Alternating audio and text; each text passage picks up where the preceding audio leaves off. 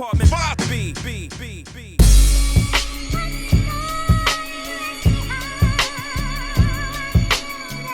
You're now tuned into the Apartment 5B podcast, where we chop it up about hip-hop, R&B, sports, love and life. Hosted by Kill.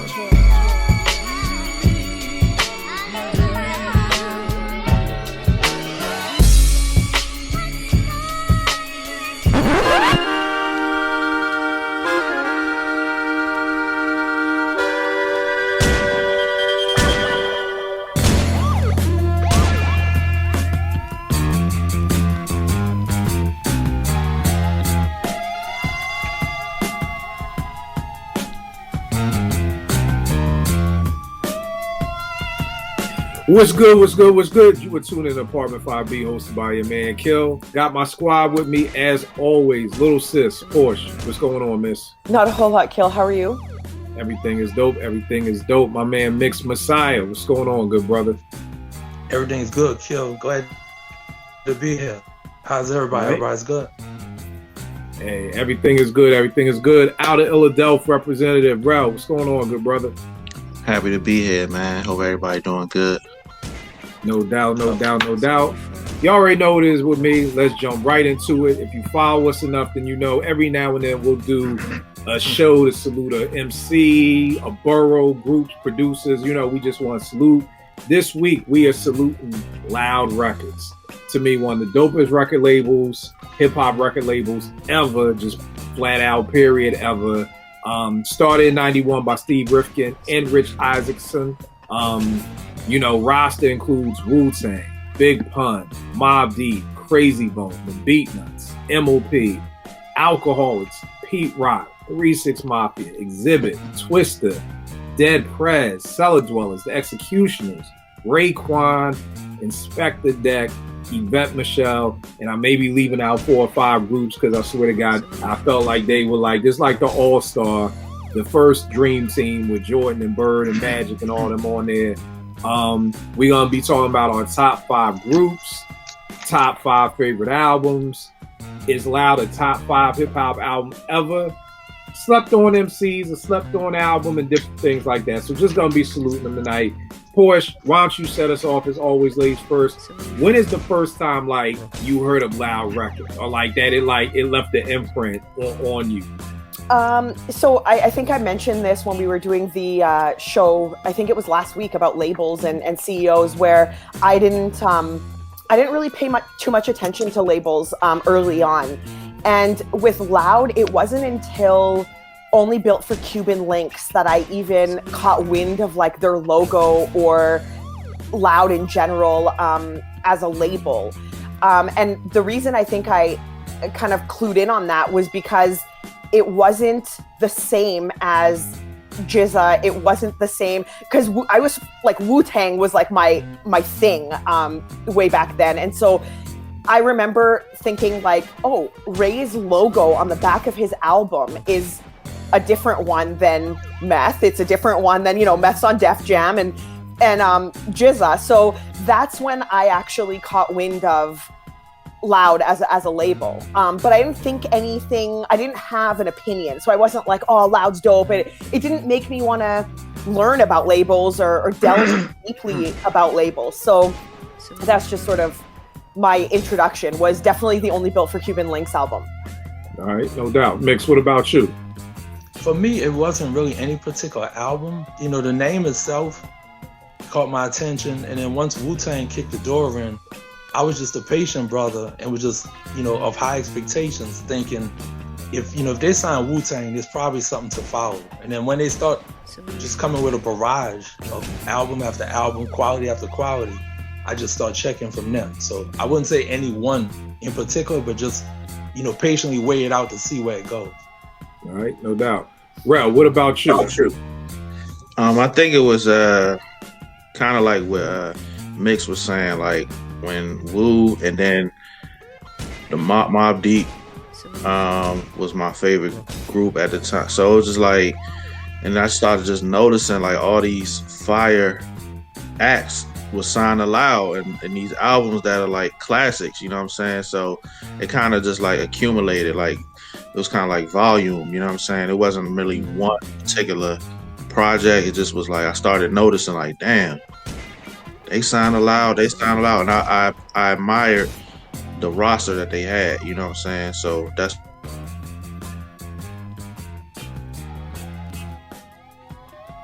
All right, and for me, with Loud, I mean, I want to say Wu-Tang, but I can't even. I just remember getting a Protect Your Neck 12-inch, so I can't even remember if that, like, I actually peeped that it was Loud or whatever like that. It was the thing. A side was Protect Your Neck and B side was Method Man.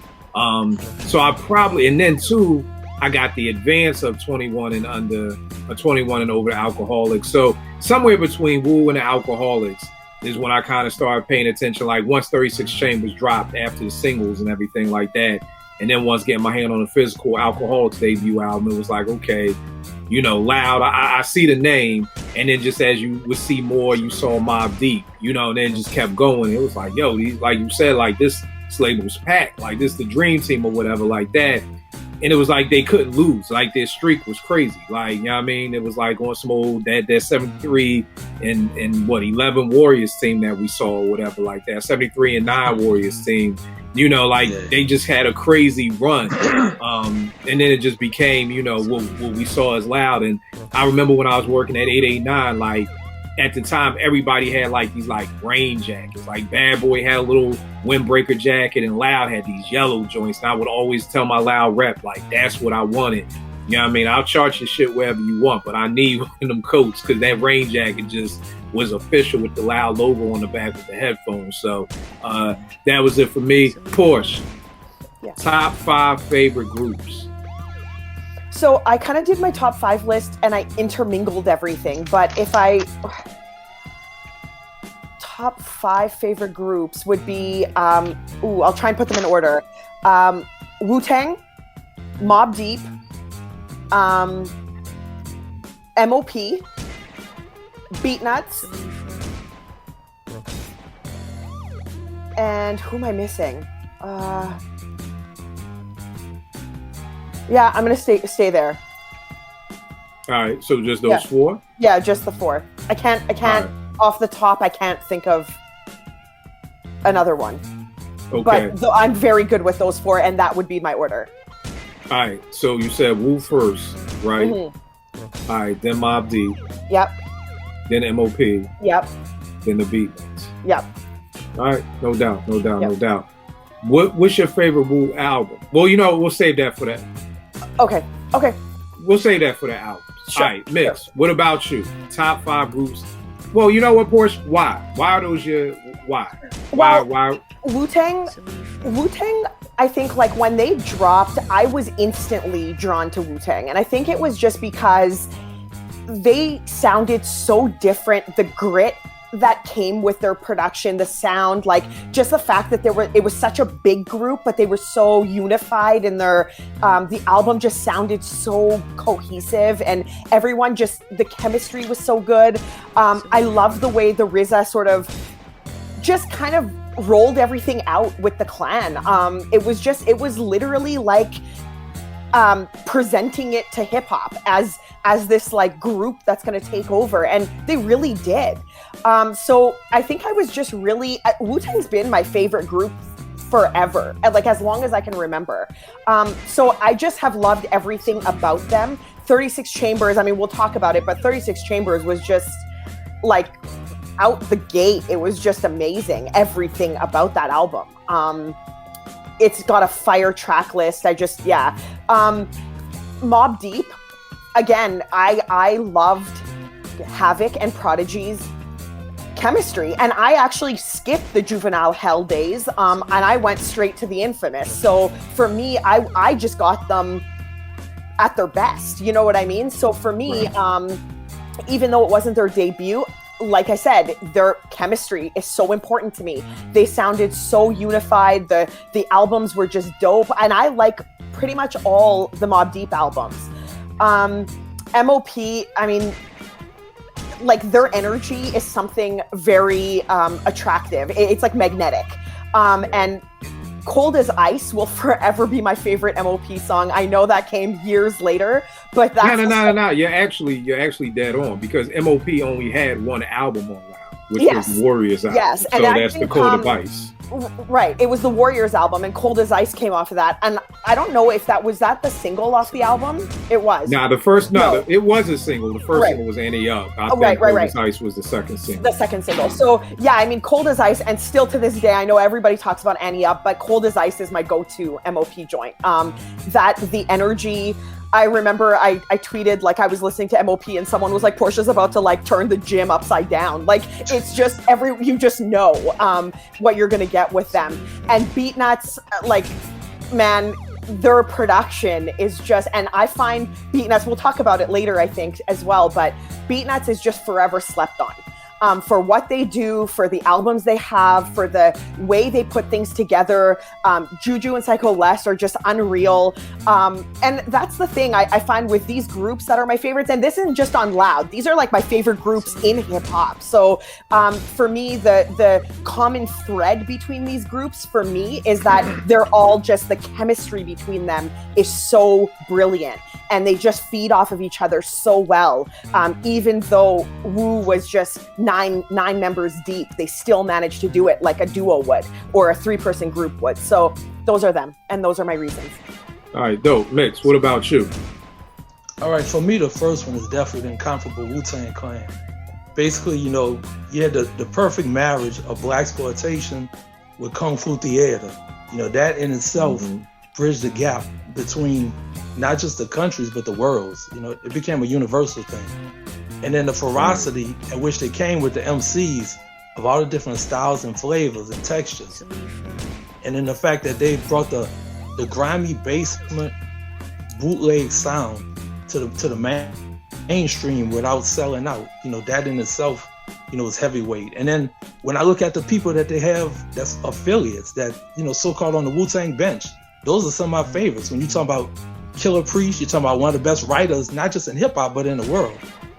Then you're talking about Hellraiser from the Sons of Man, another beast who could easily be in the Wu-Tang Clan.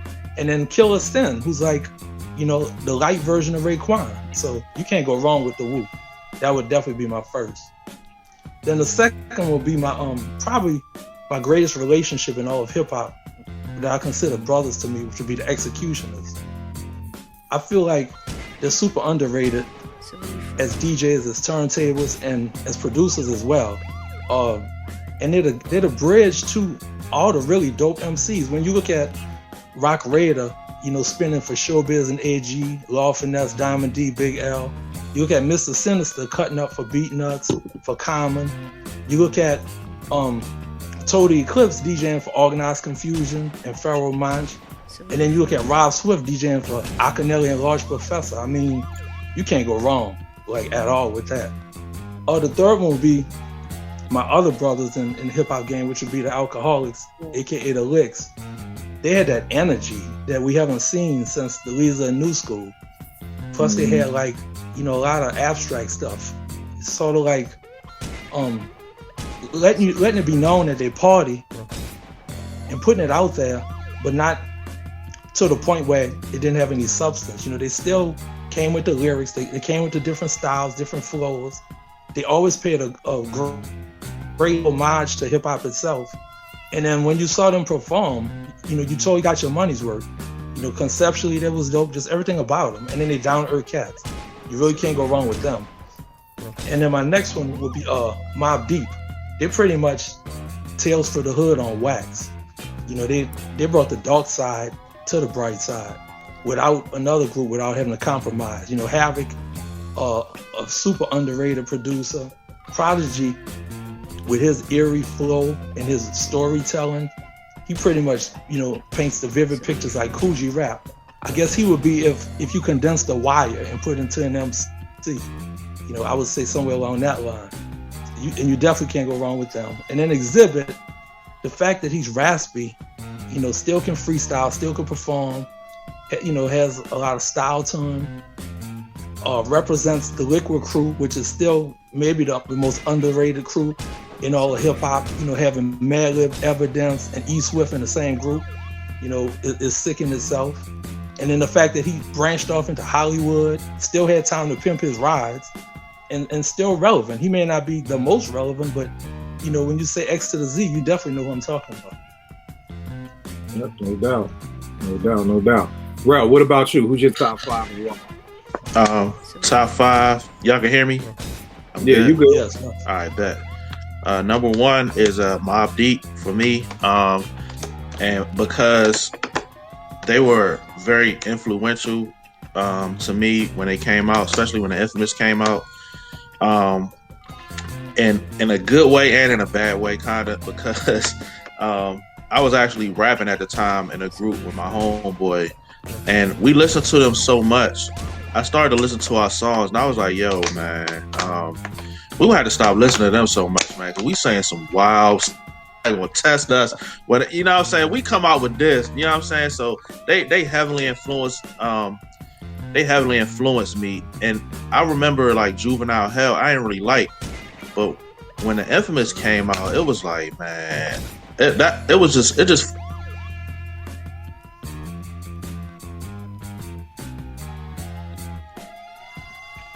Did I freeze? Yeah, you back. Did I freeze? Yeah, it was just different to me. So I go with the Mob, Wu-Tang, of course. I mean, just that dynamic of having so many moving pieces, and it's cohesive and successful when they're apart and together. They just, what can you say about Mob for real? The B-Nuts, very underrated, man. Very underrated. That's a group that I liked from the beginning. As soon as I heard them, you know what I'm saying? I like the B-Nuts and the production, and they're not overly lyrical, but they just make good music, man.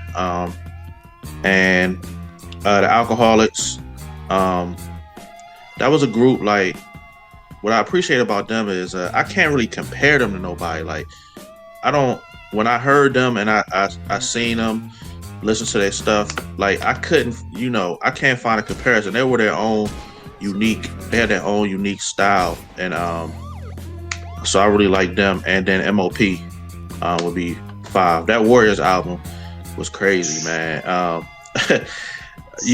Cold as Ice, I remember when I heard that, I was like, man, but it's another one, the beat, Calm Down. Calm Down, yeah. Oh my God, first of all, the beat is so crazy, and then they floated on there, man. Like that was that's like a perfect song to me, man. So, that was a classic album to me, man. I ran that heavy, so I go with MOP as my 5th. All right, no doubt. With me, it's just like with most everybody. Wu-Tang was my number 1. I remember maybe it's 90. My man Michael Jean Jocks back in Philly comes, knocks on my door, telling me about he was just up in New York and Staten Island. He's like, yo, it's these cats, the Wu-Tang Clan, that's gonna come out. And at the time, I don't know if y'all remember, there was this group called the Booyah Tribe.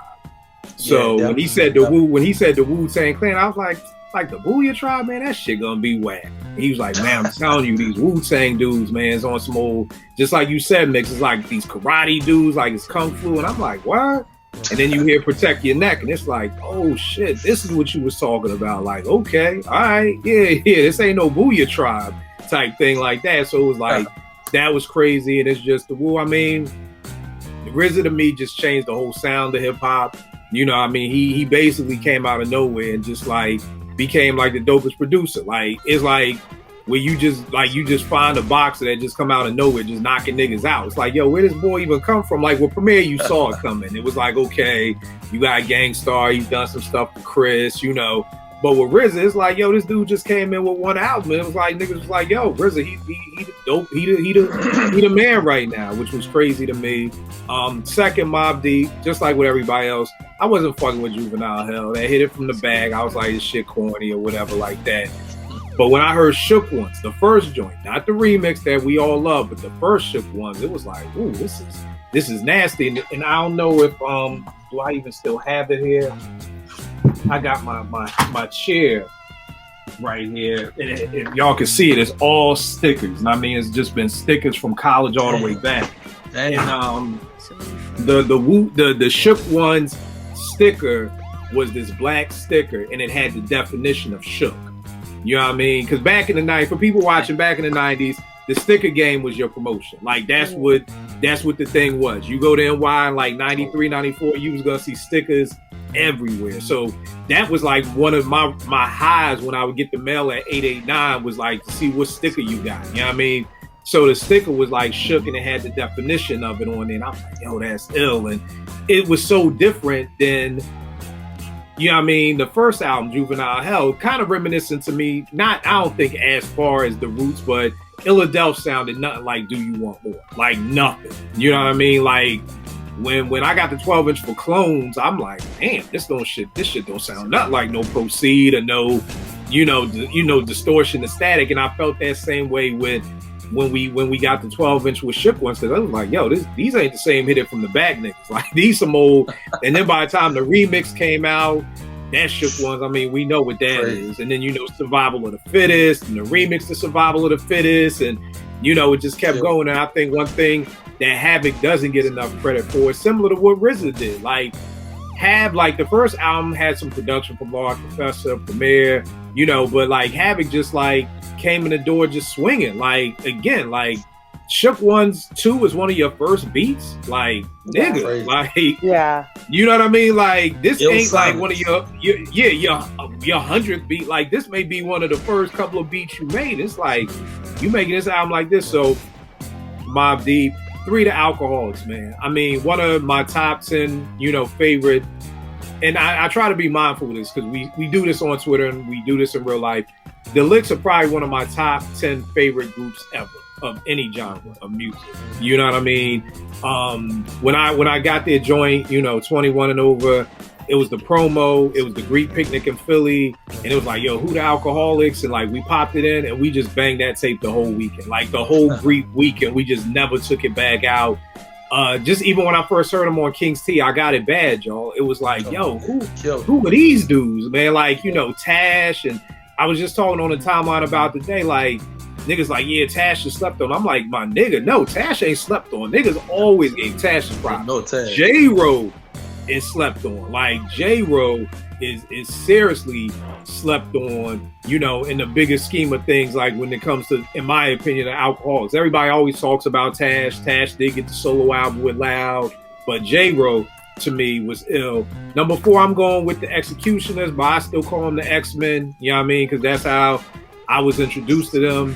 I'll never forget one night at 889, Bull called up and was like, yo, talking something about the X-Men versus the Invisible Scratch Pickles. I was like, nigga, what are you talking about? The Invisible Scratch Pickles? He was like, yo, it's a DJ crew out in Cali or whatever. And I was like, you know what? And this is the same way I am now. I've always been open. If you hit me, come through. So I was like, yo, come through my crib tomorrow. Gave my address, boom, boom, boom, knocking on the door. I peeked through the door. I'm like, tell my nigga, I'm like, yo, it's 2 white dudes out here. I'm like, yo, who you here for? He was like, yo, I'm coming here for Kill, whatever. Let him in. Came with like 5 VHS tapes, popped them joints in, changed my whole life looking at the X-Men and the Invisible Scratch Pickles and, seeing, in my opinion for years, thinking that DJing was dead because we didn't see DJs like on stage with groups, but not knowing that they had their own subgenre and their own subculture over here, and that showed me 2 things. It showed me, again, when people try to front on white people, these 2 white boys schooled me on the DJ culture. You know what I mean? I'm the host of a hip hop radio show. You know what I mean? So it's just another testament that I've never been with that white people or visitors in hip hop, whatever. And then the last person I'm gonna go with is Pun. Even though I'm not the biggest Pun fan, I love, Capital Punishment. That album was incredible to me. Everything like that. My 2 asterisks, I didn't say MOP or the Beat Nuts only because I felt like they got traded to Loud on some shit. Like they were both on Relativity, and then with Relativity they merged with Loud.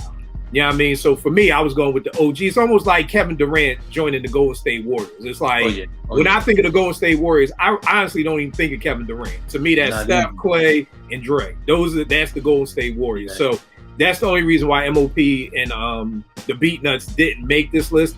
And because the albums they had for Loud weren't my favorite MOP or Beat Nuts albums. So that's the only reason why they didn't make my top 5. Eddie, what's going on, good brother? Yo, what's up? Everything good, man. Give me your top 5 Loud groups, man, and why. Top 5 Loud groups. All right. I gotta say Mobb Deep, Mobb Deep up there, Wu-Tang up there, the Alcoholics, MOP, and I'll put Dead Prez. Okay. I can't be mad at that. Why? And why? What about Dead Prez? Well, I think Dead Prez was just a different look. You know what I mean? Like, their content, revolutionary type of lyrics. Kind of upliftment of the people, but they were still hardcore. You know what I mean? So, and their sound was different. They weren't trying to sound like everyone else. Their rhyme style was different. So, I think they kind of set themselves apart. Which, there was a lot of artists on Loud, even though you had the, Mobb Deeps and Wu-Tangs and stuff like that. But they had a pretty decent variety, I felt. Yeah, so the Alcoholics, I heard you talking about the Alcoholics when I came in. They're just dope. I mean, they had their I don't know if you want to call it a gimmick. Some people might, talking about the drinking and alcohol, whatever. But I mean, they're just dope MCs, just like dope beats, dope rhymes. What more do you want? Had a good sense of humor, which is always appreciated. In hip hop, I think with Wu-Tang, Mobb Deep, and MOP, it's kind of self-explanatory. I mean, they're just heavyweights, Right. Crazy catalogs. I think not just on Loud Records, but 3 of the greatest groups in hip hop history, right there. That's true indeed. Porsche. Top 5 Loud albums. Is this what you was cursing me out about all week? Yep. Yep. And just as an asterisk, I should have mentioned Alcoholics in my top 5, but I didn't, only because it's my fault. I don't revisit their albums as much as I should, although I do love them. I have nothing bad to say about the Alcoholics whatsoever, but I just should listen to them more than I do currently. Just wanted to say that. So my 5, and just so you said to say the top 5 groups. So I didn't say any solo MCs. Oh yeah, my bad. No, that's okay. I just want to make sure. No, if you want to go back, you can. If you want to go back, you can. Because I've got another 5 and another 5. It's all good. I just want to put it out there. Tonight. We just talked about the group. So my top 5 favorite albums: Only Built for Cuban Links, 36 Chambers, with the Warriors album, Musical Massacre, The Beatnuts, and Capital Punishment. Those are, I mean, everyone has already said why these particular groups and MCs are as amazing as they are. Only Built for Cuban Links is my favorite hip hop album of all time. That's a 5 mic album to me. I don't think there's anything wrong with it. Love every track. So 36 Chambers. Now tell me this, Force. Yeah. You hear Only Built for Cuban Links for the first time. Yeah. Your first listen. Yeah. Are you like, this is it? As in, this is it. I'm like, this is it. Like, this is it. This is the dopest hip hop album. Yeah. Like, is that was the first feeling? Okay. Yep, that was the first feeling. And it was honestly, my 3 favorite tracks on that whole album are, actually I have 4. Incarcerated Scarfaces was the first song I heard off that album. And I was like, and it was the video, and it was just everything about that song just kind of drew me in. And then Verbal Intercourse, of course, and then Wu Gambinos and Ice Cream. Like, those are my 4. I love them. I don't care if people want to hate on them for being singles or whatever it is. Those are my 4 favorite tracks on that album. So what's your fave track? You gotta pick one. It would be Verbal Intercourse. All right. Yeah. No doubt. All right, now on the 36. 36 Chambers. Again, same thing. Like, you have to remember, like, Wu-Tang, where I always talk about where I was up in the prairies of Canada, for God's sakes. Wu-Tang was everywhere. Like, you could not get it. People had Wu-Tang shirts. I don't know if you guys remember, but obviously there was no internet at the time, so you couldn't go online to these e-shops and buy merchandise. You literally went to the back of the album, the notes, the CD booklet, and there was the Wu-Wear. Address and phone number and how to order and stuff like that. So people were like ordering Wu merchandise. Wu was everywhere at the time. So you couldn't get away from them and 36 Chambers. And it was a brilliant album. That's the album that I threatened to throw myself out of the car if my dad threw it out the window. So I've always had this attachment to that album. And if I had to pick one favorite song, it's a toss-up between The Mystery of Chess Boxing and Can It Be Also Simple. It's either one of those for me. Infamous, Mobb Deep, like you guys said before, that Shook Ones joint is just something else. That's what I heard that, and I heard the Infamous, and I just couldn't not love Havoc and Prodigy as a duo. And then the Warriors album, I've already mentioned it. Musical Massacre, already talked about it. And Capital Punishment, Big Pun is something. That album, I have like a love-hate relationship with that album, because I think that there's about 11 skits on there that I could get rid of, and it wouldn't do anything, would not take away from the quality of the album. I think they were unnecessary, and that makes the track list a little exhaustive. In spite of that, it's a very, very well put together album. Lyrically, the songs, like the features, I absolutely love it. And on that joint, if I had to pick my favorite one, it would be between Super Lyrical and Tres Leches. So, you're on mute. Kill, you muted. My bad. What's your favorite joint on what came after 36? Infamous. And what's your Shook Ones? Yeah. All right. And what's after that? The Warriors album. All right. And that's Cold as Ice. Yep. Cold as Ice. Right. And Musical Massacre. I love that album so much. I think I would have to say my favorite one on that is Sakabo. I love it. Okay. Just the beat, how it starts, I love the beat nuts. They are just the best. Yeah, no doubt. I feel you. Mix, what you got up? All right, I actually stretched the process a little bit, so I got a few ties going on, so I can squeeze in some people. Well, remember we got slept on too. Okay, I got something for that too. All right, so First of all, without any further ado, definitely the 36 Chambers is tied with Cuban Links. I think they like brother and sister in a lot of ways. It's like Godfather 1 and 2 in a sense. It's straight movie stuff, cinematic, like Hellraiser said.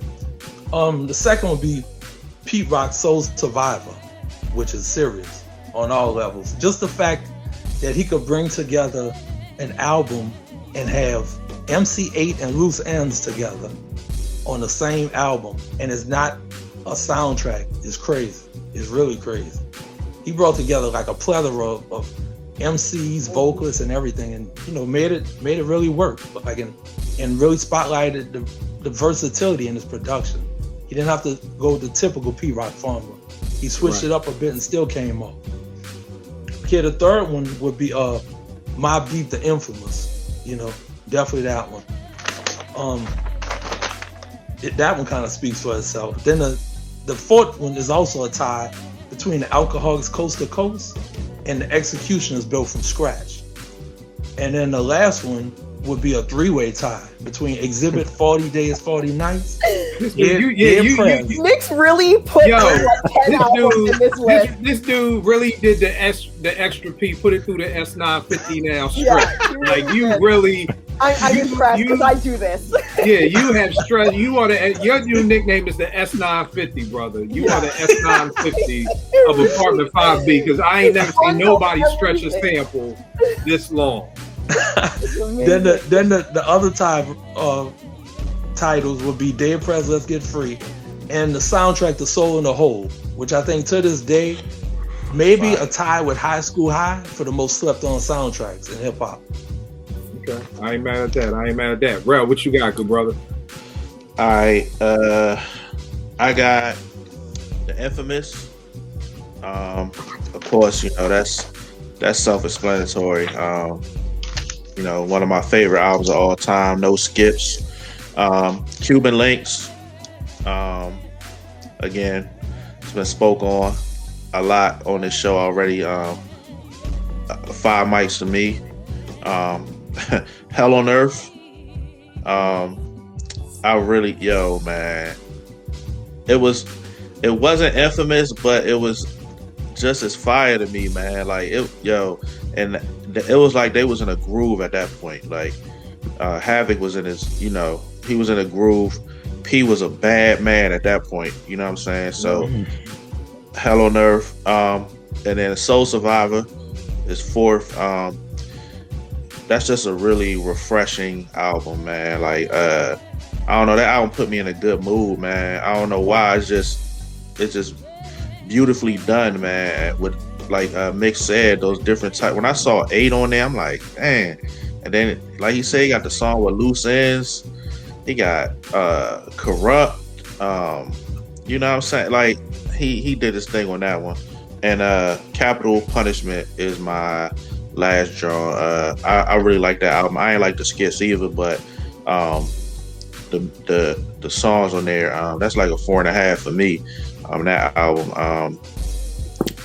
Favorite songs on the Infamous, Shook Ones, just because the influence it had on me when I heard it, man. It was just like, yo, this is crazy, man. The beat and what they was just talking greasy. Prodigy good at talking greasy, man. So I like that, John. Cuban Links, that's a tough one, man. It's between Verbal Intercourse and Rainy Days. I love Rainy Days, man. So I don't know. It's between them two. Hell on Earth, God Part 3. That beat, crazy. The rhymes, crazy. The fit, just the feel of that, it just make you want to punch somebody in the face, man. So, Soul Survivor, The Game. That's a genre with Ray, Ghost. Who else on that genre? It's Ray, Ghost, Pete Rock, and P and Prodigy. Sure.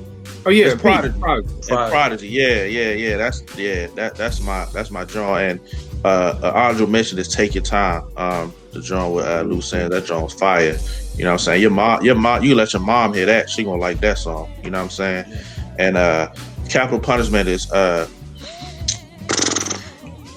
I would say Tres Leches or You Ain't a Killer for Capital Punishment. All right, no doubt. Ed, what about you? All right. I got top of my list, the Infamous. That album, I used to say like that was like the soundtrack at one point, like when that album dropped, like when I was hanging out with my cousin, like it probably got the most play that year out of any album that was released in 95. And that says a lot because 95 was a crazy year. Then I got Only Built for Cuban Links. It's like everyone said, I mean, that album's a masterpiece. My second favorite Wu solo album, second to Liquid Swords, and that's personal preference, but if someone told me that the Infamous is better, or not the Cuban Links is better, like I can't argue that. I mean, it's a masterpiece. And please, let's not do it. What's better, Cuban Links or Liquid Swords? Right? No. Let's stay far away from that discussion. Then 36 Chambers. I mean, that album was just a game changer. Point blank. Sounded like nothing I ever heard. I'd be honest. Like when I heard that album, like I never stand for anything before. But after I heard 36, I was like a Wu stan, like it's crazy. I mean, I was 13 years old, so I got Soul Survivor. You know, just like everyone said, I mean, Soul Survivor is just amazing. You know, the production and all the MCs featured, and they all did their thing. You know, the combination of, you know, who he got on records with each other, and it all just fit. I mean, it's, you know, Pete Rock was just like a mad scientist on that joint, and was able to make it all work, man. It's crazy. And then I got Capital Punishment. You know, yeah, bloated, you know, too many skits, like everyone said, but he's just masterful on the mic. I mean, and there's just so many dope songs on there. I mean, yeah, if he cut it down, it might have been 5 mics, but definitely a strong 4.5 mics. You know, for sure. And you know, so I was gonna say for my favorite tracks, on the Infamous, since everyone's saying Shook Ones, I'll say Give Up the Goods. That is probably like my 1A and 1B right there. On Cuban Links, I gotta go with Guillotine, Posse Cut, Guillotine, 36 Chambers. Yo, I'm between chest boxing and Protect Your Neck, man. I can't call it. Soul Survivor, I'm going Half Man, Half Amazing. Shout out to Grap. Method Man did his thing on that. And then Capital Punishment, Tres Leches. You know, and that joint is crazy now, man. Because you got Rest in Peace to Pun and Rest in Peace to Prodigy, and arguably, you know, their, you know, some of their best performances on that track. You know, going bar for bar, and then Death, you know, ripped it up too. Yeah, dope picks. I got 21 and Over the Licks. Like, again, I said that album, we got the promo and just ran it that whole weekend. I love everything off that album, but my favorite song got to be Make Room. Just love it. I mean, again, that's just one of the groups I can't stop praising enough for just being incredibly original, being incredibly dope. And I don't know if people out there who, like, you know, because I make music, I understand how difficult it can be for an MC to be lyrical and funny at the same time. You know what I'm saying? And I felt like J-Ro and Tash were able to do that. There was always rewindable moments, even if it was like You Got a Bad Name, like Dick Buck Kiss, like, you know, it was always something committed, you know, but then at the same time, it's a dope line. Like, yo, that is a fucked up name when you think about it. You know what I mean? But so I got that. 36 Chambers, I got 7th Chamber. I always love 7th Chamber. That piano sample on there was just crazy to me. The Infamous, like, I'm gonna do like Eddie did it. I mean, we already got Shook Ones, but I'm like Eddie, Just Step, Give Up the Goods was crazy on that. Rel, salute for having Hell on Earth, because I never really thought about it like this until my guy Nick was like, yo, really, he looked at Hell on Earth as the real first produced by Havoc album, you know, because Q-Tip had his hands in Just Give Up the Goods. Because then if it's not Shook Ones, I'm gonna say Give Up the Goods or Temperatures Rising, or the joint where he's doing all the, you know, I used to have a bitch by the name of E&J, don't fuck with her no more now. And those were all produced by Tip. Whereas with Hell on Earth, that's just Havoc, all in his bag, just Still Shining, you know, all of those joints like that. So definitely salute for bringing that out. Soul Survivor, definitely one of my favorite. This is my favorite producer album ever. Before it was Marley and Control Volume 1.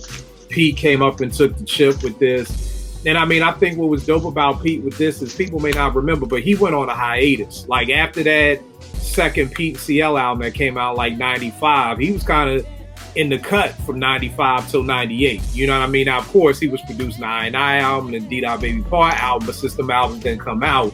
You know, people were just like, kind of like, where's Pete? And Pete kind of did what was my knock on JD before he became J Dilla, was like, yeah, you can do all that smooth shit for the Roots and Erica and all them fucking Incense people. Can you do some shit for Mobb Deep? Can you do some? And then when JD came back with Dilla, it was like, yeah, I mean, shit. That joint he got on Built for Cuban Links too, shit, that 10 bricks for Ray is crazy. You know what I mean? And to me, that's what Pete kind of did on this album. Like, the Pete Rock and CL Smooth with the echoing horns, like, I couldn't picture Mobb Deep being on that, or Ghost and Ray being on those CL Smooth beats. a little controversial. I'll say he kind of bit Primo a little. When I heard True Master, I was like, I'm kind of hearing some Primo-ish shit. You know what I mean? But I mean, it's to be expected. They all do it. I think the funny thing, and this is just the Philly in me, when I got this, I opened it up and I was like, yo, why the fuck this nigga don't got a sharp shaper? Like, nigga, this your album cover. Like, where's your shape up, my nigga? Like, yo, how do you drop an album and you don't have a shape up? Like, that's definitely a Philly observation. He wanted to let you know he was coming grimy. That's why. Hey, bro, I don't give a fuck. If it's your album, I never forget. My OG Steve taught me this because in the Warren G Regulate video, he get jumped. And we was at a barbecue. My old head's like, how the fuck I look like getting jumped in my fucking video? Nigga, I'm kicking everybody ass. So I'm like, right. I'm like, yeah, I don't care if we coming for the grimy look. Nigga, it could be nappy, but you gotta have a shape. Like, and then for my last joint, I got, of course, Cuban Links. And for me, it's Incarcerated. Like, Incarcerated Scarface is just a perfect song. It uses one of my favorite break beats from the Detroit Emeralds. Is the same break that comment. And what I love about how producers can take the same break and make two different songs. The break on Incarcerated Scarface is the same break that Dilla used on Common's The Light. You know what I mean? And those songs are two polar opposites. Yeah. Like, you don't get any more opposite than Incarcerated Scarfaces and Common's The Light. Like, one is the song you play at a wedding, one is the song you're playing when you're about to go rob a nigga. So you don't get, and the fact that you're using the same breakbeat, that's what I just love about hip hop, that you can take something and make it two completely, totally different things out of it. Yeah. Tell me this. Give me something slept on from Loud. Maybe a slept on MC, a slept on album, a slept on song. What is something that somebody watching right now who is younger, who doesn't know about Loud? Like, because 9 times out of 10, the albums we're naming, for the most part, I would want to say they're kind of like the Bird and Magic of hip hop for me. And what I mean by that is that even in the 80s, even if you didn't watch basketball, you knew who Magic Johnson and you knew who Larry Bird was. So even if you're not a hip hop head, you know who you know the bulk of these groups. You know Wu-Tang, you've heard Mobb Deep. Something that somebody can start somewhere else. Mix, you had your hand up. You got something? Yeah, I got one, and it's against the grain a little bit. It would be Adriana Evans' self-titled album. Ooh, she was kind of like a hip-hop version of Shantae. I totally forgot she was on Loud. Totally forgot she was on Loud. Yeah. Salute to that. Definitely it's funny. Evans. Oh man, that's it right there. Adriana, yeah. Bruh, it's so much heat on here. Love is all around. Seen as Believe in Heaven. Yeah. Yo. Yes. Very dope hit. And I totally forgot Adriana. I told y'all when I named these people in the beginning, I knew I was forgetting some people. Adriana Evans. You can't go wrong with that joint. Produced by Dred Scott. I ain't know that. He did that? Yeah, Dred Scott did the whole album. Oh shit. Yeah, this is the joint, everybody out there that we're talking about. Adriana Evans. You're fucking right. This was on Loud. I totally dropped the ball on that one. But yeah, this is one of the dopest stuff on albums to me of all fucking time. Like, not just off Loud, but just snuck out. This is crazy. I trust me, this is crazy. Porsche, what you got? I am gonna pull a mix and put 3 albums in my most slept on. Sorry, I really pick between you know what? 3. It's all good. S950 and stretch it. Go ahead and take your time with them. But I'll be quick. I mean, I got Soul Survivor, Pete Rock Soul Survivor as a slept on joint. And I know that sounds weird to say because it's Pete Rock and he gets all this acclaim all the time. But I think it's more for the stuff he did with Pete and CL, with him and CL, rather than his own stuff. And that Soul Survivor album is dope. I mean, we talked about it. You went into extensive detail, so I won't repeat everything. I mean, you guys nailed it. But that one for me is a slept on joint. I'd love to hear more people champion that album and really give Pete Rock his accolades for that, because man, Corrupt, Method Man, like, come on, like, you've got Cool G Rap, you've got everybody. Porsche, can I say something real quick? Yeah. Not to cut you. I think one of the most incredible things about this album is that, Mix touched on it, you're taking so many different rappers and making them sound good together. Now, Yeah. somebody at home watching, it's like when you in the audience watching a magician do a magic trick. It don't look like shit. Or when I'm watching Steph shoot threes like that, I'm like, I can do that shit too. No, you can't. Like this right here, being able to take Corrupt, Inspector Deck, and then Pete Rock can get on an album, on a song, and make it crazy. That's huge. You know what I mean? All the dope MC, and they're good. I think Mick said it. Like, it's such a dope lineup of MCs too. It's not just like randoms that are, you know what I mean? Like, it's not. But the crazy part is not randoms, but the way he put them together. Like, oh god, this is what happens when you get 47 and you refuse to get glasses. It's like when you look at Strange Fruit, Tragedy, Capadonna, and Sticky Fingers. Like, that doesn't even sound like they all belong in the same bodega together, let alone on the same song. That's crazy. Or Verbal Murder. You got Big Pun, Noriega, and Common. Yeah. Man.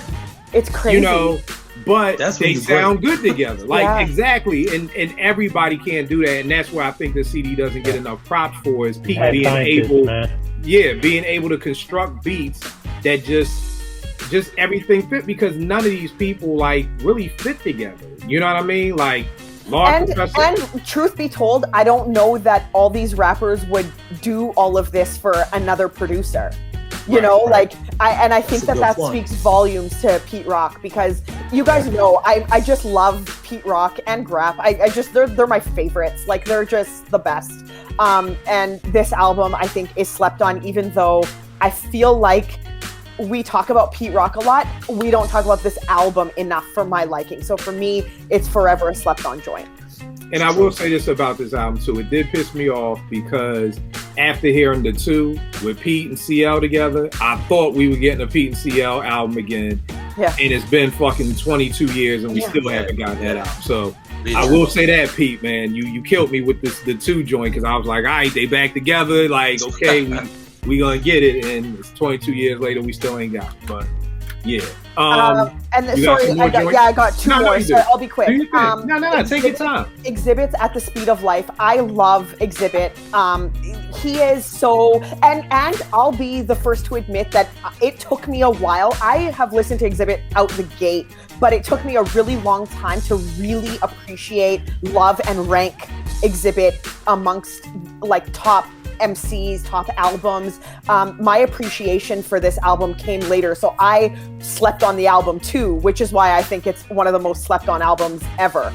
That Foundation joint is my absolute favorite. It is like, what year did that album drop? I think like 96, maybe 97, something like that. That song is so relevant. Every year since then, it's been relevant.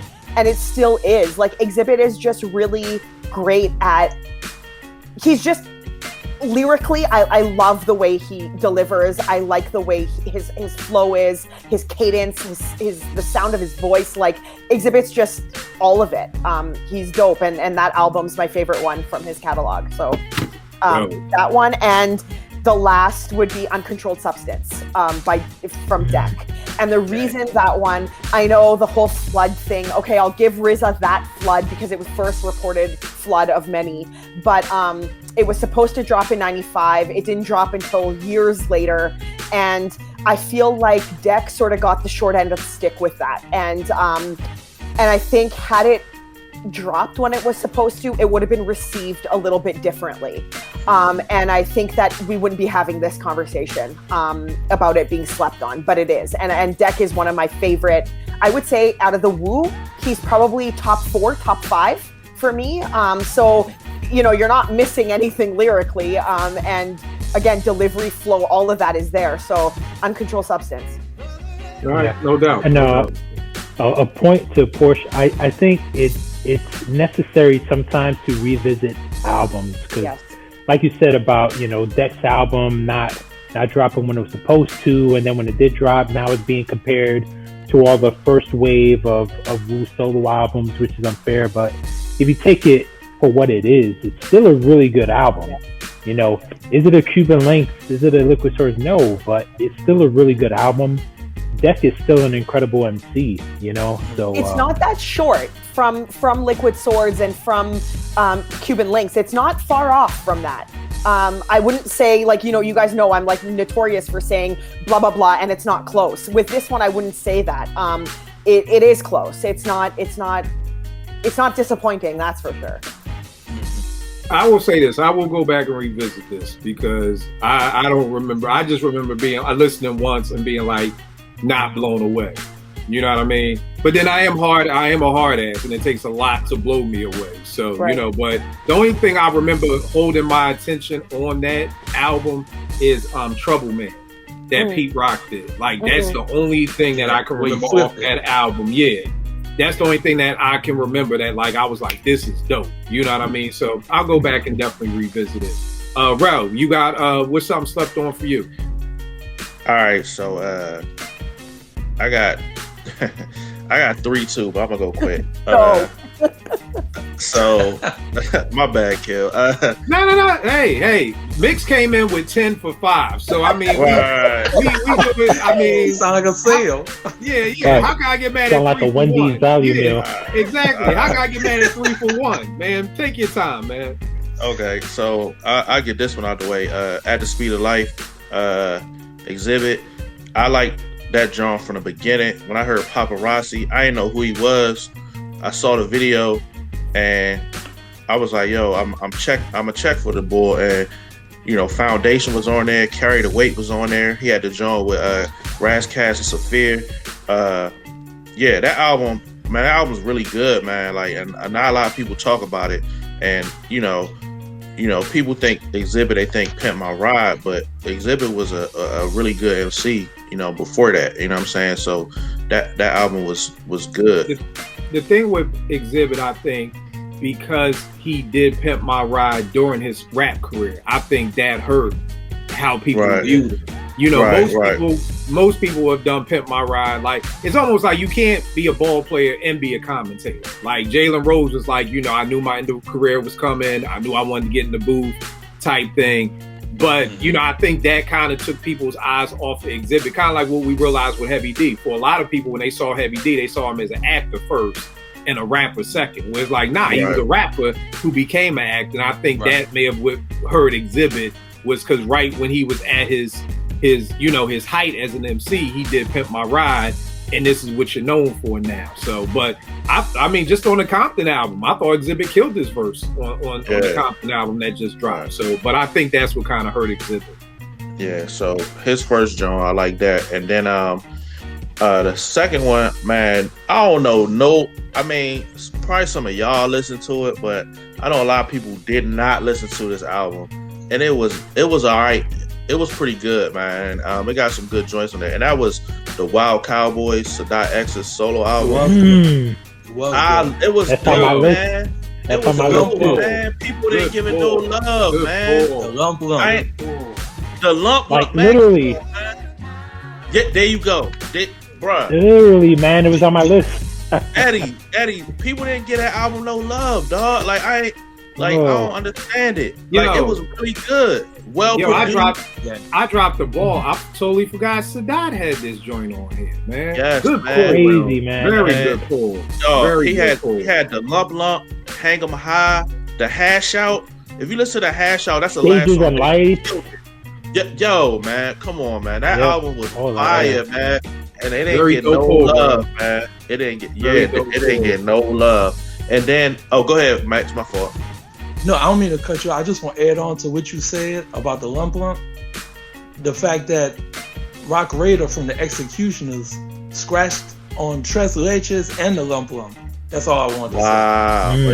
Yeah. Dope. Because the lump had that the joint from was it Groove Theory? Groove Theory. Doing my own thing. Yeah, man. Man, that joint was fire. That album's fire. I don't care what nobody Now here's say. the thing about Sadat, man, because obviously, we know who is the star of Brand Nubian, man. But I feel like Sadat X, like, he get overlooked. You know what I mean? He's so unique, like, not just within the group, but as an MC, period. Like, his delivery, his flow, and he's spitting. He got bars. I mean, he's just so underrated, man. And I think because that album gets overlooked, like I mean, I'll give that album like a good 4.5 mics. Like, Yeah, it was 4.5 for me. It was really good. You all are being very generous. I love this, but I won't hold. You know what it was for me, production wise. I was a little disappointed. That's what it was for me. It was just production wise, because I feel like Sadat is gonna give you Sadat. Like Sadat is like one of them MCs who's never gonna come whack. It's just really building this album. But yeah, I mean, it's a solid album. But I won't hold you. I was disappointed in it, probably because I had like 5 mic expectations of it. Right. You know, it is what it is, but still very dope pull. My enjoy factor was 4 mics. I enjoyed it like a 4 mic album. And then the last one is a series, but particularly volume 2, and that's the 60 minutes of funk, the Funk Flex joints. Damn, you in my head, bro.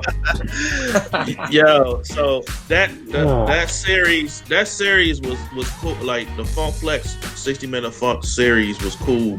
It was some classic stuff on there. Definitely. Particularly volume 2. Volume 2 had the Big and the Locks freestyle, the Mace freestyle, the Cormega freestyle, the Nas freestyle, the whole freestyle. Yo, that John has some classic stuff on there. And even volume 1. Even volume 1. Volume 1 got the Loud Hangover. The Loud Hangover with, yes. And the Eric Sermon freestyle where he killed it. Yo, so that series, I used to check for them when them Jones came out. Wasn't the joint where Buck was over to Get On Up, the Salt and Pepper joint on that?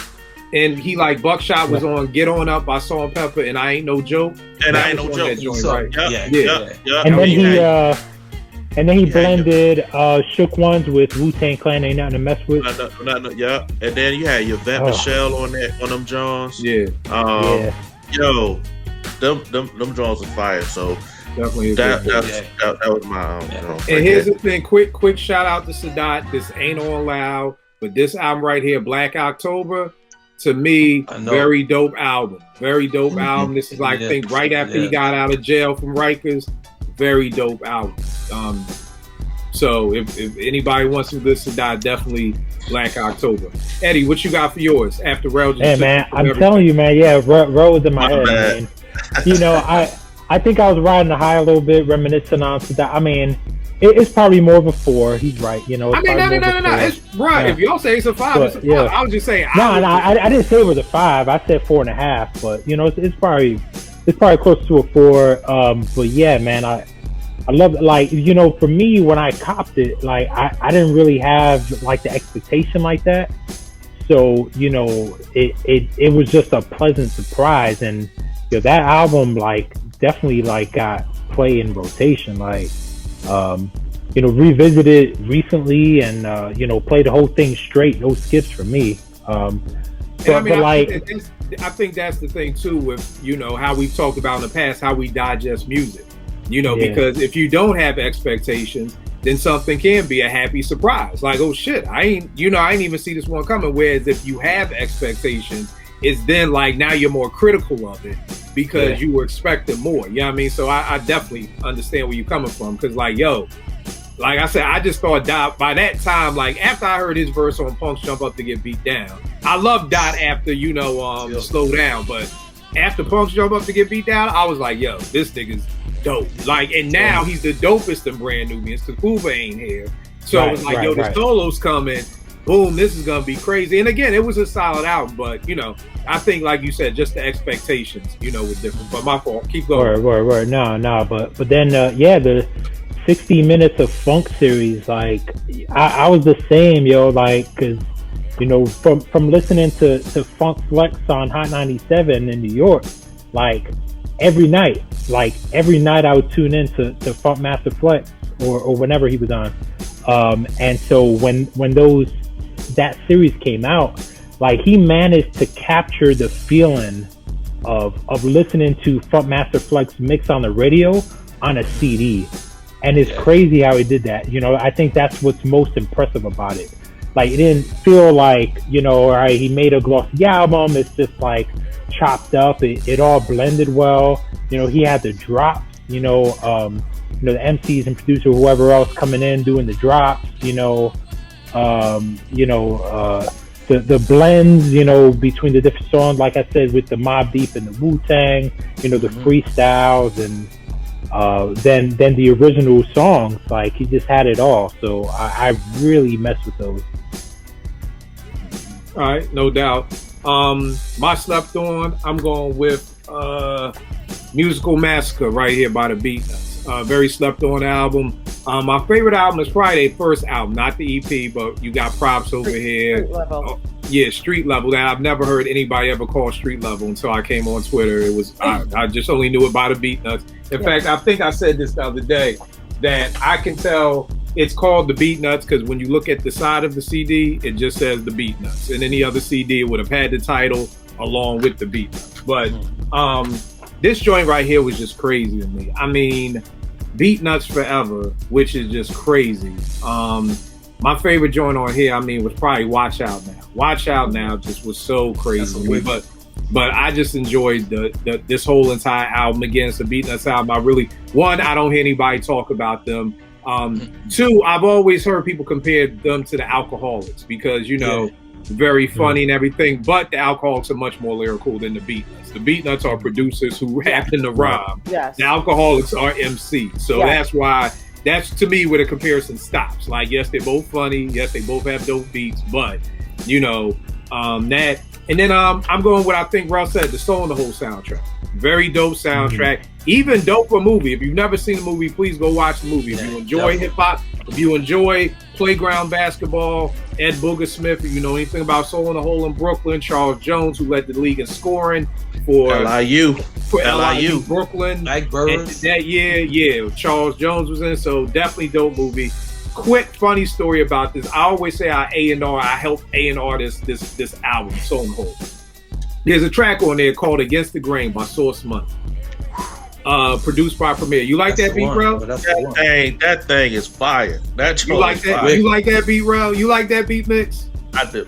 Yes, indeed. You like that beat mix? You know why y'all got that beat? Because I told my man Roots, who's gonna be on with us next week when we do the Queen Salute show. This is my OG. Roots comes into the EA studio one day. He says, "Kill, listen to this beat." Plays a beat. I'm like, it's cool. He was like, yo, that's fucking Premier. I'm like, this shit is cool. He's like, yo, well, this is gonna be the Source Money joint that we gonna get for Source. I was like, damn. No, you're not. Don't give him that beat. and he was like, yo, you want me? How the fuck I'm gonna take this beat back to Premier? This is 1995. Premier is God. You know what I mean? So he like, yo, how you gonna take this shit? I said, bruh, take that shit back. You know what I mean?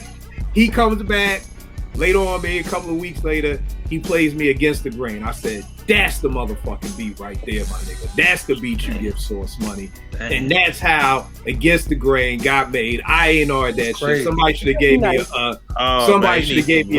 I need some royalties for that because that's a true fucking story. And here's the wild thing. Here's the wild thing. Where is it over here? Because the beat that he was gonna give him ended up coming out, and I don't even have it over here. It's in the attic. Gangstars. Oh god, now I gotta find the name of this beat. It's on Moment of Truth. That beat came out on Moment of Truth. Where is this joint?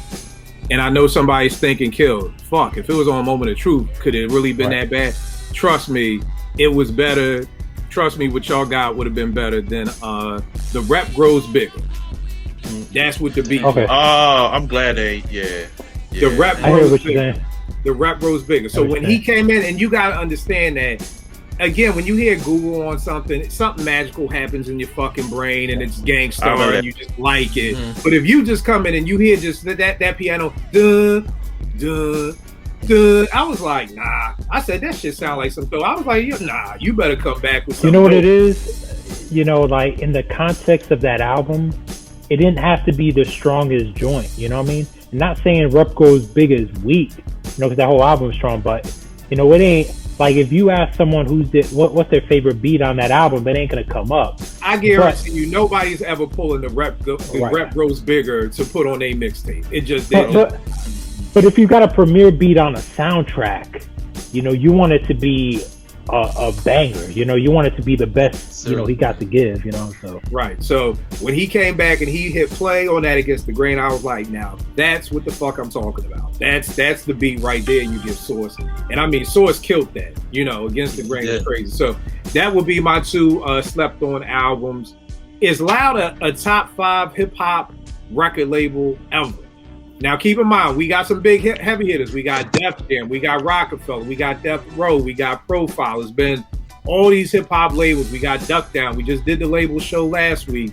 Does Loud crack your top 5 hip-hop record labels ever? And if it does, where is it? You don't have to say one. Is it towards 5? Is it in the middle? Like, does it crack it? Of course, does Loud crack your top 5 hip-hop record labels ever? Yes. Okay. Loud cracks my top 3, I would say, and that's comfortable. I would rank it like I've got, Def Jam. Def Jam. I have to say Bad Boy because it's big, and then Loud. They've got some heavy hitters, so. For me, I could comfortably say, and I would be very good with saying that Loud is top 3 for me. All right, what about you, Mix? I would say it's definitely top 3. I would probably put around 3, somewhere in the middle. I would compare Loud Records to the GZA in that, it did a lot with less, with less. Now, GZA really doesn't use a whole lot of words, but he says a lot and get a lot of expansion out of what he says. I would say that's what Loud did. Like, they didn't have a whole lot of stuff, but they had a lot of artists who had, like a deep enough catalog, but they made the most out of what they had.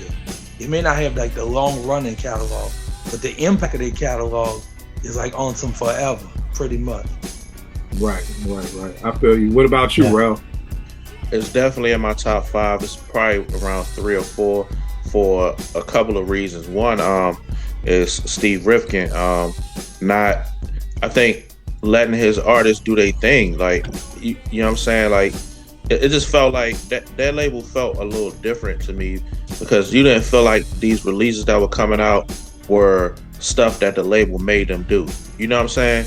Right. It felt like, this is who they are, and they were able to express themselves. And I mean, if you have a label that has like some of my favorite albums of all time, it gotta be up there. You know what I'm saying? It has multiple albums that, that wind up on people's favorite albums of all time. That label, it gotta be up there. And I just felt it's a purity to that label to me. There's not I don't get a lot of BS from Loud. I just get a purity and pure just hip hop. They had some R&B acts on there, but what I'm saying, like, as far as the hip hop side, it was just, it was very well ran and some great artists on there. So it's in my top 5 for sure. What about you, Eddie? Yeah, man, definitely top 5. Probably like Rose said, 3 or 4.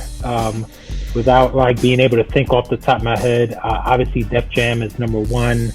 As far as what they did with artists, reading the Rough House book that we read and we did the Clubhouse on, it kind of makes me think. There's similar thing. Obviously, Loud had way more success as far as like the album and artists that signed to Loud, iconic. I mean, starting off with Wu-Tang and, just going off with their, Mobb Deep and,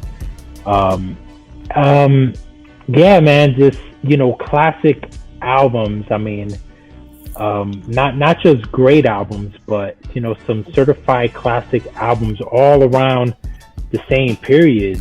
It was an incredible run. And their marketing advertisement game was on point, man. Like, I remember, just the magazines, just seeing Loud artists all over the place. I want to say Loud, they were doing advertisements for other Loud albums in the fold-outs in the CD case fold-out. Right. And you'll see like this album also coming soon on Loud Records. So it was a smart idea, dope, get you hyped for what's coming. And it was kind of like the label, you trusted the label, that was another thing.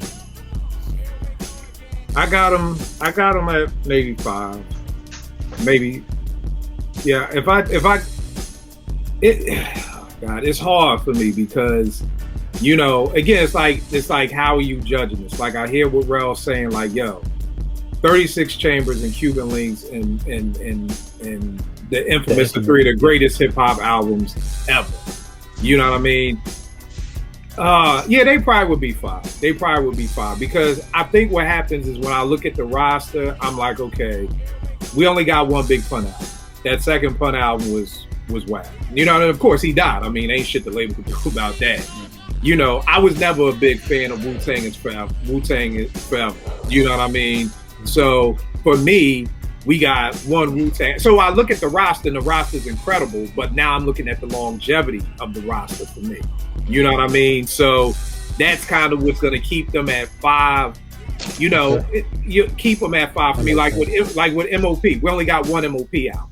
Those other MOP albums were Relativity. We only got one Beatnuts album. We only got one Pete Rock album. We only got maybe I think 2 Exhibit albums. We got one Cellar Dwellers album. We got one Executioner album. We got one Raekwon album. We got one Inspector. So that's kind of like, what? 2 Inspector Death? Well, shit, I only know about one. 2 Raekwons.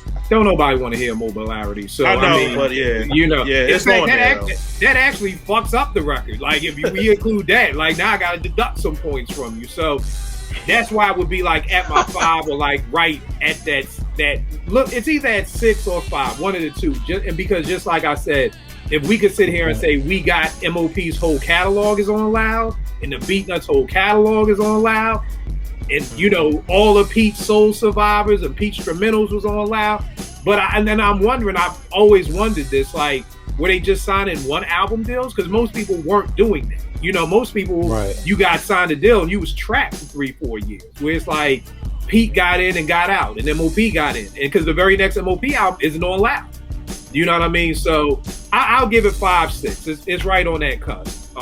If it's not all the way there, and just because, like I said, the roster is incredible, but I would have loved another Cellar Dwellers album and more from the Executioners and more Raekwon albums and more Inspector Deck albums and just more, But yeah, still an incredible label.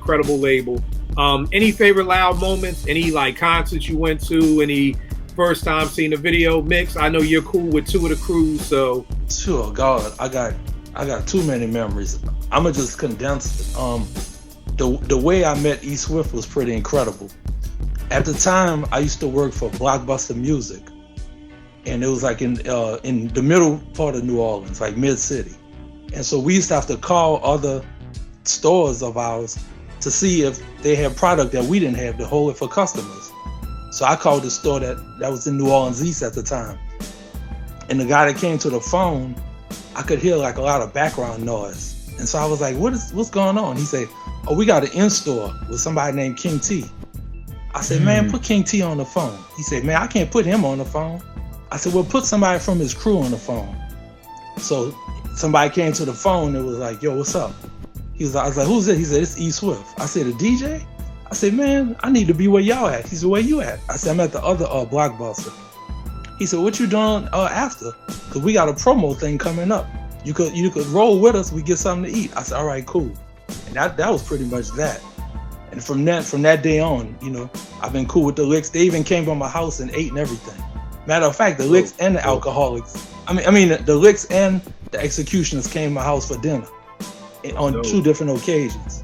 Dope. So that's one. And then another one was involved with Exhibit at the House of Blues in New Orleans. He was on the bill on the Underdogs of Hip Hop tour with Phife Dawg and DeFari, who's also a Liquid crew.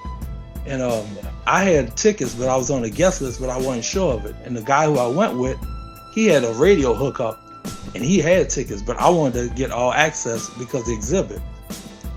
So I went to the window, and the guy at the House of Blues said I wasn't on the guest list. So I said, I know I'm on the guest list. So he started pressing me about it. And I started getting a little angry. So I fell back. And then I used my friend's cell phone because I didn't have one at the time. And I called the manager of the Alcoholics to call Exhibit on the tour bus. So Exhibit came off the bus and walked right up to me and my friend and said, come on, we going to the window. And then so Exhibit goes to the window. He said, "Deal with me." And then that was that. And then my last one would be, I did 2 installs with the Executioners. My very first install with the Executioners was when they were on tour with Common. And I promoted it, and they did an install, and they all performed. And then, after we hung out, then the second one I did like a few years later was with the Hieroglyphics, the whole Hieroglyphic crew and the Executioners, when I was working at Tower Records in the French Quarter. And they all performed, and then they had a show. So that would be mine. That's dope. Anybody else? I mean, it could be just the first time you see an Exhibit video when it was like, yo, that's a crazy video with everything going on. Or what you got, Ralph? Mine, and I don't know how I forgot that. Well, how I didn't mention this earlier, but the Prodigy HNIC album. I really love that album. You Can Never Feel My Pain. I don't know, that song just hit different. And I got to when I was in college, they came to my college for a concert. You know what I'm saying? And I got to meet them and chop it up with them, or whatever. So that was something that was memorable. And also, Mobb Deep's that 3-album run of the infamous Hell on Earth and Murder Music. Yeah. That's a hell of a run of 3 albums that are fire with classic stuff on all those albums. Like, Murder Music don't really get talked about like that, but if you go back and listen to it, they got some fire on that album, man. The joint with Straight Heat, Cool G Rap, Real A-Baller, A-Baller, MJG, the joint with Cormega. Of course, you got, Quiet Storm, which was, when you heard that, I don't know if P could have been any better on a song than what he was on that. That was just, that was crazy. So that's something that's memorable for me about Loud, because the Mob, they was my favorite group at the time, and I just felt like they could do no wrong at that point. Like, that 3-album run was crazy, and then P come with his solo joint, and it's like fire. You know what I'm saying? I'm just like, they can't do no wrong at that point with me, man. So yeah, and then you know when it all went downhill, right? Explain. After Summer Jam, when Jay-Z, Nick Anderson. Okay, let me talk about that for a second, because I always had a problem with that, man. I always had a problem with Jay-Z for a couple of things, right? All right. And this ain't really Jay's fault. This is our fault as fans, man. What was so funny? That wasn't even, that was corny to me. I didn't think that was cool. Like, he was like 7. Like, if you pull up what Jay was doing at 7, you'll be like, and also his grandmother was like a famous, she had a dance school that was popular with everybody. Like, a lot of people Trust me, bro. I read the book. You pulled that joint out, but you didn't you addressed that, but you didn't address like him calling you a bitch because you didn't say nothing when niggas was kicking the buildings over, but you waited till after the fact to say New York been solved. But when niggas was dissing, even my favorite rapper didn't say nothing. At least Prodigy and them stood up for themselves. Like, you didn't say nothing when niggas was dissing the East Coast, and then you come back and say that. So I didn't think that, I understand it was funny because it was on the board and at Summer Jam, but I thought that was so overrated to me, bro. Like, I was like, so? You know what I'm saying? Like, he's 7. He's a little kid. Here's the 7-year-old. Yo, it's 7-year-olds running around with light up Skechers and cars shoes. Like, that's what your parents did. Yo, how can I control that? That don't have nothing to do with what I said about you. You know what I'm saying? And below the belt. Here's the thing, bro. Here's the thing. Number one, this goes to different places. In hip hop disses, is anything below the belt? That's number one.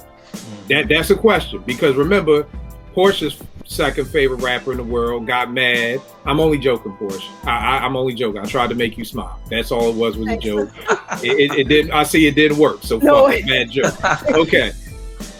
You know, Drake was like, yo, Pusha's talking about my son. He's talking about 40 being sick. And Pusha like, nigga, you said something about my wife. So now it's all, you see, so stuff like that. Number two, I agree with everything you saying, bro. I agree with everything you said. I've always held that against Jay, that when, you know, when niggas was coming at New York Net, Big and you didn't say shit.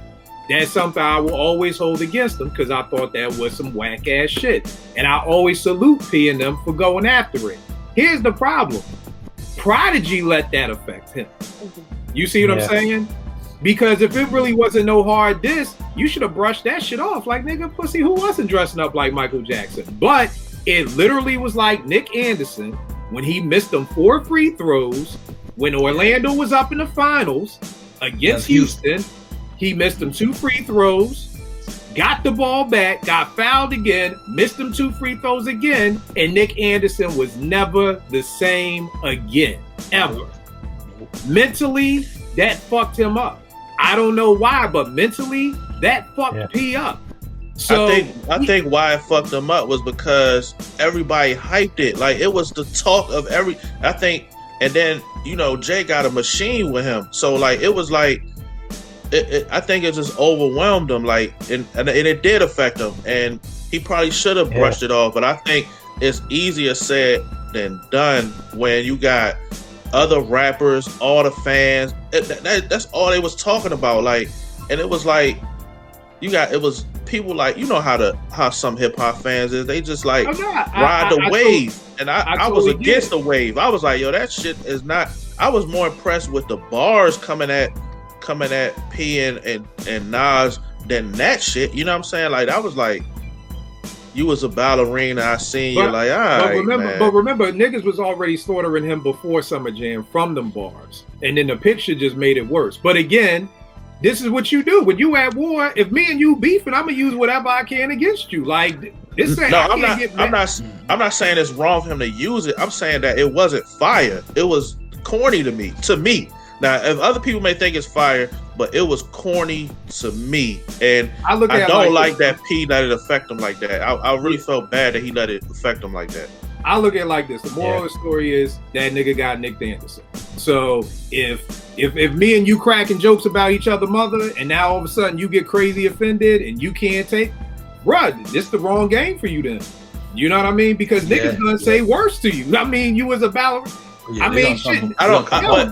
But Pac talked about his sickle cell. He handled that different than, like, Pac talked about his sickle cell, right? That's worse than that ballerina shit. He dealt with that. I think it's because the time, like, Jay-Z was so big and it was other rappers and everybody thought that was just so amazing, and I think it overwhelmed them. But look at it was corny though.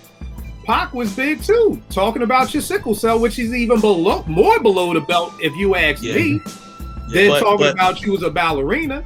Right, but those were fighting words. It was like a street element to that. Like, I'm gonna say this, like, and you know what I'm saying? That picture, that was like some schoolgirl shit. I thought it was corny to me. I'm just saying, Pete, for whatever reason, that one got P. You know what I mean? And he couldn't. You could brush off sickle cell. You could brush off everything else. I don't know why, but P was never the same after Summer Jam. So, and that's just a fact. That's not my opinion. He was never the same after Summer Jam. So, all right, Eddie, give him everything, good brother. Where can they get at you? Freestyles, what's going on? Yes, sir. Yeah. So I'm on Twitter at EddieD80. Instagram freestyles, freestyles.com. Everything independent artists, promoting, just letting y'all know, man, there's a lot of slept on independent artists out there. One of the dopest albums so far I've heard this year, I Am God, album called, what's it called? Damn, man, I'm failing right now. Just tell him, look up I Am God. Just follow I Am God on Twitter. Look him. Find all the information. Yeah, GAW. look up look up I Am God GAW. He just released an album this year, man. I'm having a brain fart. I'm sorry, but yo, fire, man. I mean, concept album, like addressing, everything that's going on in the streets of Chicago. Incredible MC. There's many, like I said, very, very dope independent artists, and I'm just trying to put him on the spotlight. You know what I mean? So I think it's called definitely the Eternal Reflection album. Yes, the Eternal Reflection. White cover, got a kid's face on it. Mm-hmm. Amazing album. Like, I should be getting my physical copies in the mail any day now, man. So if I'm getting a physical, I'm putting my money where my mouth is. So it's that dope. Yeah, I believe that. All right, no doubt. Mix, where can they get at you, good brother? On Twitter, they could get at me at Messiah Mix. That's Mix with 2 X's. And on Instagram, Mix Mess. And then Facebook by my real name, which is Michael G. Dunn, with the T'Challa profile.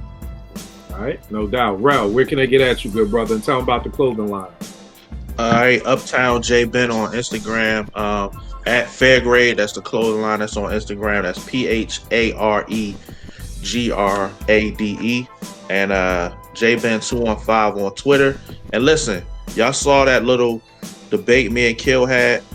Y'all dudes on Twitter, that's how you talk about hip hop without getting in your feelings and going crazy and getting disrespectful. Because I'm just tired of saying, I don't even want to get in conversations with people sometimes, man, because it just turned crazy. Like, we can agree to disagree about something and keep it moving. And so watch that and then take heed of that. In fact, I co-sign everything. This is how I met Rel. We was on Twitter. I think we disagreed about some shit with the Sixers, and it was like 2 tweets, and then we was on to the next thing. You know what I mean? That's when niggas get blocked, when it's 8 o'clock in the morning and we talking about something, and it's 8 o'clock at night and niggas still tweeting me about it. Like, bro, this is good. We agree to disagree. Just keep it moving. You know what I mean? That's damn your job. Bro, on Twitter, you ain't never lied. Porsche, where can they get at you? On Twitter at Cherchez La Porsche. All right, no doubt. You already know this with me, Kill889, Twitter, IG, will make beats for food. Got more health episodes of Apartment 5B coming up. I appreciate people. The love has been overwhelming. I wasn't even expecting this, but prayerfully this will open up the doors. I've had people reach out to me with HIV who want to be on the show to talk about it. People with MS who want to talk about it. People with sickle cell who want to talk about it. So we're going to be having a lot of more episodes coming up. And, prayerfully it makes people really sit down and think about their health, making doctor visits, getting physicals, just making sure you're good. And more importantly, that if you have any of these ailments, that you're not alone in it. I said myself, I just got diagnosed with scoliosis. About 15, 16 people DM me on Twitter. They had it, their wife had it, their daughter had it. They gave me ideas of what to ask the doctor for. And it empowered me when I went to the doctor to not have to just sit there and be, well, doc, what you got for me? I was able to go into the doctor's office and say, hey, these are the things that I want done. So, people say I help build a good hip hop community on Twitter. Let's help build a good health community on Twitter. So, because here's the thing, the longer you live, some shit is going to go wrong. Like, you can think you're invincible until the day is long or whatever. But like what Omar say, the brother Muzone waiting on you would be like waiting if the sun gonna rise. Like, if you keep living, you're gonna get sick. So, my thing is, let's have a community. So if you do, God forbid, when it does happen, you will have people, somebody outside of Google or Alexa to ask, what does this mean? You can have a community of people around you. So the same way people come to me like, Kill, I got beats, any EMCs? Yeah, let me connect these two people. I want people to be like, yo, Kill, I got MS. I got a whole rack of people with MS, and we're doing shows even about autism. 4 of my godkids are autistic. So that's big in my life too. So just to say that, this Apartment 5B brand is, moving beyond hip hop. Porsche, shout you out. The Apartment 5B brand on Clubhouse is all Porsche. You know what I mean? She does an amazing job of it every week, moderating the room, getting people to come in, coming up with the topics. So just, like my pastor would say, if he preaching about marriage, he'd say, single folk, don't tune me out, because one day you may be married. So even if you're not sick right now, don't tune me out. Here's not the great thing, but here's the thing. Somebody who's sick. Most people do. Most people know somebody, maybe your mother, your father, your uncle, aunt, somebody in your family, in your circle may just be dealing with something, you know, nothing that's death defying, but something that's there, and, you know, it may be able to help them. So just keep it tuned in for that. I will check y'all next week, y'all. I appreciate y'all.